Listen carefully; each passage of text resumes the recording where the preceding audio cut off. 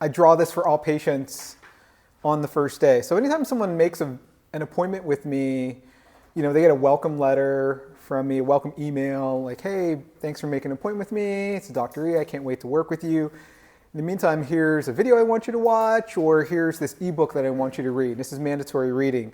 So this is homework in a way, because even though no one wants to read the book, Greg Lehman's recovery strategies, Greg Lehman, I rub my mouth all over them.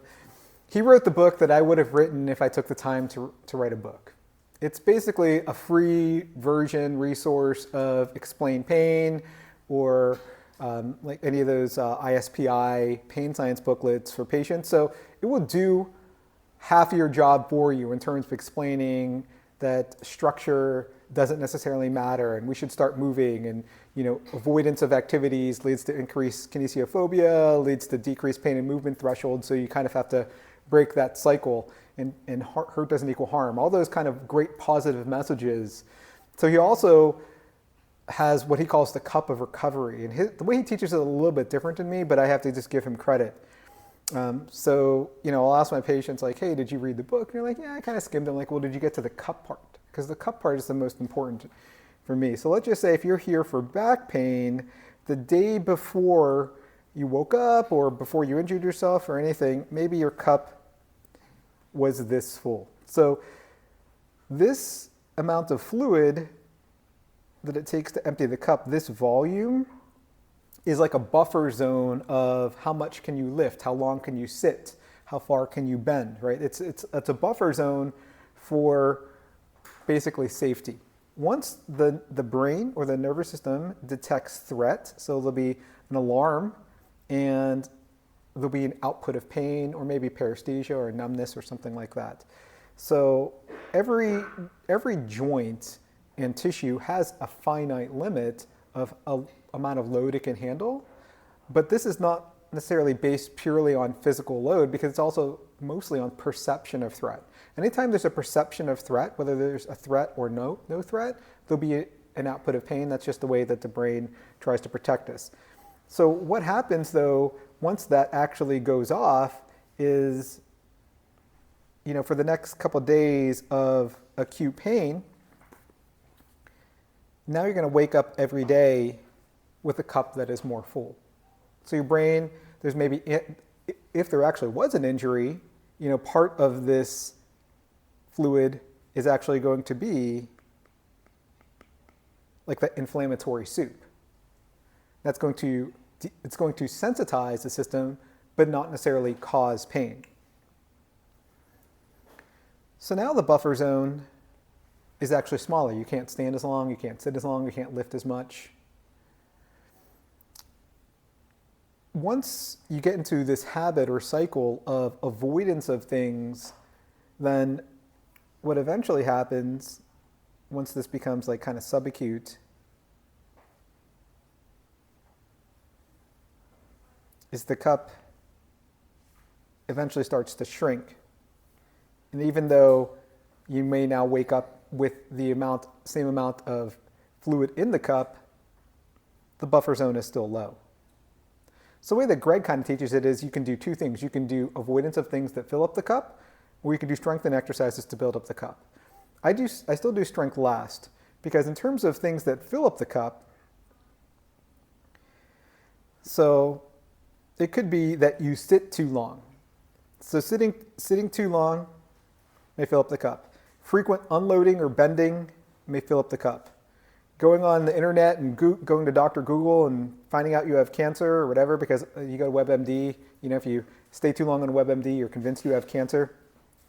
Maladaptive beliefs fill up the cup. You just basically talk to your coworkers and they're like, oh yeah, my grandma got spinal surgery and everyone I know who has spinal surgery, it's all bad. It's all bad news, right? It's everything they look up. Maladaptive beliefs fill up the cup. Frequent or prolonged static positions, they all fill up the cup. So we can change the things that we can change. Maybe even it's poor sleep of less than 7 or 8 hours. Does everyone here get regular 7 to 8 hours of sleep? Yeah? You got to train recovery just like you train your body. So people who have chronic pain, they tend to get less than 7 hours of sleep. So that 7 to 8 is kind of like the magic number for the majority of people for just overall health. So we can't modify things like stress, because it could be stress also is something that fills up the cup. We can't always modify stress, right? But we can take away those things. We can frequent changes of positions, right? Frequent changes of position is going to empty the cup. Education on maladaptive beliefs is going to empty the cup.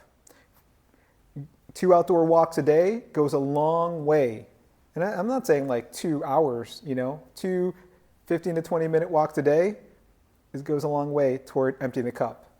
And I said it earlier that frequent changes of positions, no static positions of greater than 20 minutes.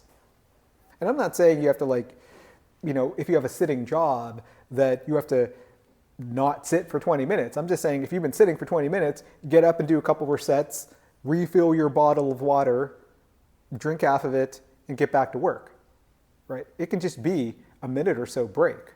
It can be like a 30, 60-second break. Just don't let static positions add up. In fact, static sitting is called the new smoking because they did a very longitudinal study on thousands of people, and I believe it was Australia. They basically found that for people who sat longer than 4 hours a day, they tended to die something like 30 years earlier of any all-cause mortality. And then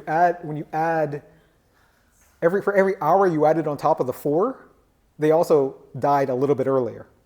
So that's why they started saying sitting is a new smoking.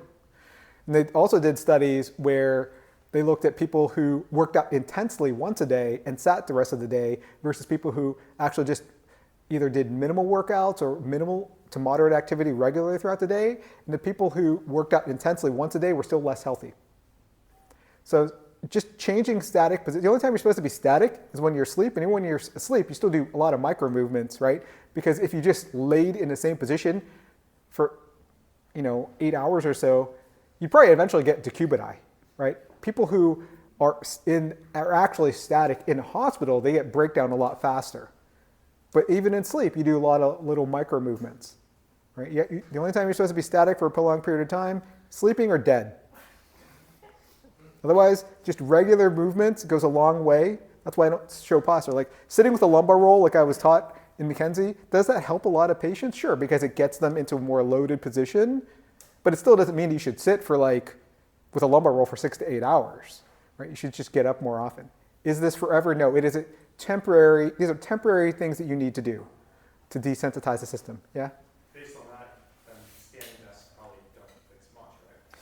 Yes. In fact, back when my social media really took off and I was blogging a lot and I was writing these super long articles, my legs started going numb. I was also like a clinical peer reviewer, so I was doing a lot of cases while my practice was building up, and I was sitting a long period of time. I had this radiating leg pain, and that's where I actually came up with the water bottle trick, because I realized that instead of just taking one more phone call to the point where now my cup is overflowing and I couldn't reset it anymore, it's like, well, how am I going to, I'm like no better than a patient. How am I going to get myself to change positions enough? And that's when I started drinking so much water, because your choices are either pee your pants or get up and move. Right? Then I also tell patients, I'm like, hey, look, if you end up peeing your own pants because I'm telling you to drink all this water, I can't really help you, But it ends up being a way to change patients' behaviors pretty easily. I'm sorry, what was your question again? Based on what you're saying, that static positions is causing pain, but a standing desk really doesn't. Right, yeah. So I ended up getting a standing desk when I was doing all this writing, and even though my back felt better, my knees just started hurting. So what I often do now is I will, based upon all this research I read, and if you guys can't tell, I'm like a type A, type B person, but when I read something that I know, like, oh, I should sleep longer, I sleep longer. If I know that if I change positions more often, that I live longer, I change positions more often. Like if you ever see me get gas, I put the thing in the tank and I just like do this. Because I go for 10 to 15,000 steps a day before I work out. I just know that it will be healthier. If I have to do that statically, I don't care. I don't care if people think I look foolish in public. I'll tell my patients, I'm like, you don't care what other people think, you're probably going to be more compliant. If you care what other people think, you don't do your resets at work, it's been nice knowing you. Good luck with your life. I can't help you. But static positions, I'm not saying static positions cause pain, because posture doesn't cause pain, but there are static positions that potentially fill up the cup. There are sensitizing positions. Flexion isn't bad for you, but flexion could sensitize it. If you do repeated flexion, it could just be something that fills up the cup. So the things that you can avoid things that fill up the cup, and where I differ than Greg Lehman, because he doesn't do repeated end range loading, is I show resets that also empty the cup. So that's why I think I have a bit faster. People who are McKenzie trained end up having faster ways to empty the cup. Because even though needling and tissue work and whatever magical techniques you guys have in your tool bag empty the cup, the thing is you don't show patients how to replicate it. And that's why I am very big on the explanation that the things that I show you how to do have the same effect as any treatment you'll get. Whether tissue work makes you better or trigger point work makes you better, whatever makes you better, all it is just input to the nervous system, and your nervous system kind of temporarily gives a green light to that area. So resets are the biggest thing also, because as long as you dose higher, then if you do more of that and less of this, people tend to get better. And it only takes 2 or 3 days of the nervous system feeling safe for you to wake up again and eventually have a lower volume. So when I started adding in a lot of that other stuff, like better sleep, kind of try to de-stress and do things that you enjoy rather than always kind of like doting on stressful things. When I started also telling patients to change positions more, to outdoor walks, that really made a difference, because often there is something the patient is doing that they're not aware of, especially if they're compliant, and especially if they are better every time they leave and it doesn't seem to stick. Either they're not getting to end range, they're not loading enough, or they're doing something that is filling up the cup. There have been so many cases that I've talked about in my podcast where every time a patient would leave, she's like, yeah, I'm doing the side glides, and she was always better, always like 100% feeling better. She's like, the exercises just stopped working. And I'm like, you've got to be doing something that you're not telling me. And this one lady in particular was like, oh, her husband's like, yeah, she didn't mention that she crochets for 8 hours a day in long sit, because she also just had a total knee.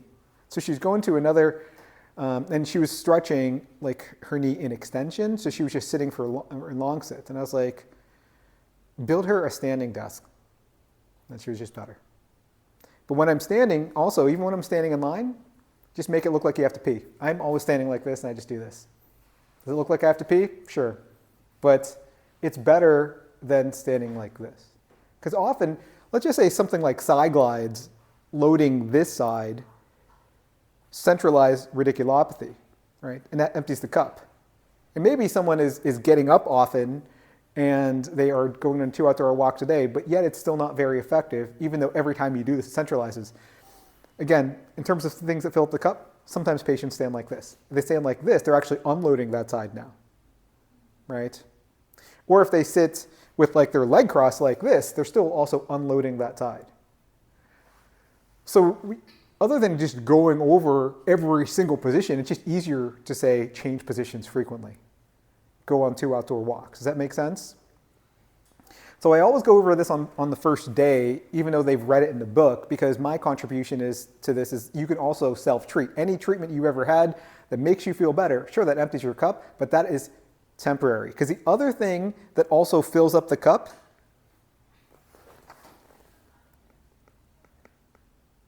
is time. A vigilant nervous system, you only get so much time before it tells you to move or to change whatever you're doing again. Because sometimes the patient could say, I've been doing nothing, and it just started hurting again. Well, it's not usually nothing, because you have to be dead in order to be doing nothing, but time does, especially a vigilant and protective nervous system, time fills up the cup. So you're still just better off high dosage of the resets, temporary avoidance of the positions and behaviors that fill up the cup. And this is like the secret sauce for getting the same outcomes that I do, right? And end range loading. End range loading is really empties the cup.